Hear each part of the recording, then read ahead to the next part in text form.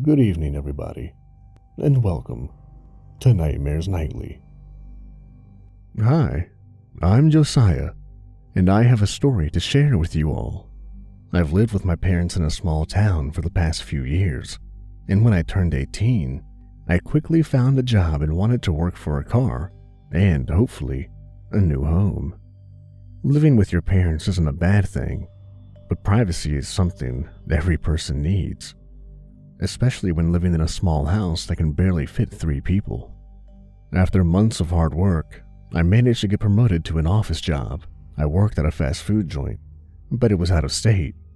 With distance being the only problem, I jumped at this golden opportunity, giving my goodbyes to my parents. The only thing I didn't plan out was where I would be staying. I searched website after website, digging up any advertisements I could find for any sort of apartment or place that I could rent to stay for a few weeks. I found a website that had apartments up for rent, with a price too good and unreal to be true. The website details read, $150 monthly rent for 2-bedroom, 1-bathroom apartment. 1 apartment left. It easily caught my eyes with the bold caps lock text. I quickly called the number shown to try and get this place before anybody else could beat me to this deal. A mature, middle-aged voice picked up. "Hello, how may I help you?" After a quick and rushed phone call, I got the place. I drove down the dark street, and there was what seemed to be an apartment building that greets you with a tall, rusty old gate. An old man behind the gate standing in the barren parking lot of the complex held his hand out towards the gate. It shook before slowly opening. There was a loud, annoying sound like somebody was scratching a board with their nails as the gate opened. It barely held on to its hinges. I drove in and parked up and went to meet the old man. He shook my hand and talked with a fast, paranoid tone. Hey, Josiah, right? So, here's a gate remote and the keys to your apartment." He handed me a remote and a key numbered 6.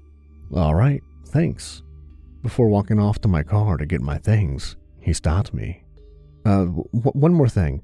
Take this and don't forget to look at it after getting to your place. I have to get going now." He turned around and speed walked out of the parking lot before disappearing into the darkness of the night. I closed the gates and watched as they loudly closed and shook. I thought that the man acted strangely, but shrugged it off as old age probably getting to him. I went to my car to get my sleeping bag and backpack. As I walked up to the door of apartment number 6, I quickly felt a change of atmosphere, as if someone was watching me. I quickly got into the apartment. The first thing I could see was a long hallway that stretched out into a darkness that my eyes could not reach. I put my phone's flashlight on and slowly walked down the hallway looking for a light switch, then turned it on and admired the beauty of this apartment. The living room was around the same size as my parents' small house, and the kitchen was too good for me, who only knew how to cook something as basic as scrambled eggs. I went and sat down on a couch in the living room as I took out the piece of paper that the old man had given me. There was an odd list of rules and an unnerving message. "Hello. If you are reading this, then get ready for what is about to follow. Please follow these rules, as your life may depend on it. And if you fail any of these, let's just say, the best case scenario is that you die." My blood ran cold just reading that little note out. What followed was a set of ridiculous rules that you'd expect to see in your average horror movie. But being the superstitious person that I am, I carefully read them. Rule number 1. When in the bathroom, do not stare into the mirror for any longer than 10 seconds. This attracts unwanted attention from the other side, and you may begin to feel like being pulled into the mirror. Under no circumstances should you make any noise whilst using the bathroom. Being quiet makes you safer and unseen.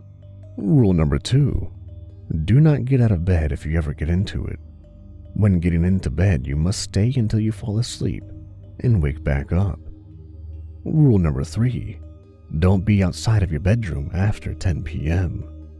Dangerous things begin to lurk outside and inside your apartment. Your bedroom is your one safe place. Rule number 4. At a random point during your day, you might hear a whisper in your ear and a cold breath on the back of your neck. If the breath is light and you cannot hear anything, stand 10 seconds in the place that you are and ignore anything that you are hearing. They are taunting you and want to see if you are weak. If the breathing is heavy and you can hear it loudly in your ears, run straight into your bedroom, lock the doors, and get into your bed. Rule 2 still applies. If you are not fast enough, it is the end. My heart dropped. I didn't think this was real. I was ready to drop everything and leave this place. But looking at the time, it was 9:30. I cursed in my head and went to the bedroom and set down my sleeping bag along with my other things. I was about to jump into my makeshift bed when I froze and backed up so fast I fell back. After laying on the floor groaning in pain, I got up and checked my phone. The time read 9:50. My eyes widened as I dashed to the bathroom and opened the door, my heart pounding as I quickly gargled up some mouthwash and ran straight back to my bedroom. As I checked my phone, it had turned to 10 p.m. from 9:59. As I was about to be in front of the bedroom door, it suddenly went pitch black. I panicked and dropped my phone. Even the screen light didn't seem to illuminate the floor around it. I knelt down and felt around my feet for the phone. As I picked it up, I felt the cold air pass through and around me, like if a ghost flew right across my face. And as I looked up, that's almost exactly what I saw. A black figure floated through the air in front of me. I looked to the right and saw the same figure floating in the air. It had a sort of glow, yet it still looked like pure darkness.